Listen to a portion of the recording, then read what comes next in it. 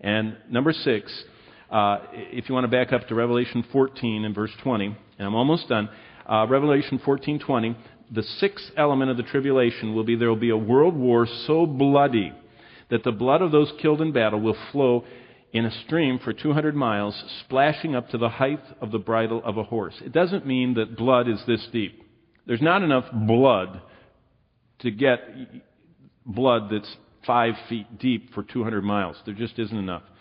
But what it's saying is blood to a horse's bridle. If you know anything, if you've ever been in an accident scene, it seems like blood just, whoa, it just spreads easily. And this is talking about so many people are killed that for 200 miles, everywhere that you go, it splatters, kind of like mud, only it's blood going everywhere for 200 miles around this battlefield. And that's the Battle of Armageddon. Chapter 14, verse 20. And the winepress was trampled outside the city, and the blood came out of the winepress up to the horses' bridles for 1,600 furlongs. So that is about 200 miles. Blood will splash to the height of a horse's bridle. And all told, during the Great Tribulation, more than half of all the people on the earth will be killed. Now do you see why God calls the rapture the blessed what? Hope of the believers? Now do you see why 1 Thessalonians 5:9 says God has not appointed us to wrath? God has a group of people that are going to go through the tribulation, and they are clearly talked about in Matthew 24, Revelation 7, and Revelation 14, and those are His witnesses. But He pulls out His church so that Israel can come to the forefront and become the evangelist to the world, a light to the nations, and His chosen people of promise that endure the great horrors of the tribulation. Well, that leads us to the second event where we're going to pick up next time, Lord willing.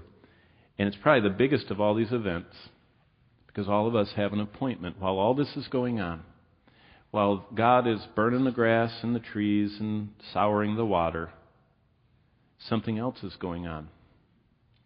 And it's each one of us individually having an appointment to stand in front of God, clothed in what we were on earth. You know what? He hasn't come and gotten you yet. Do you know what you're going to wear in heaven?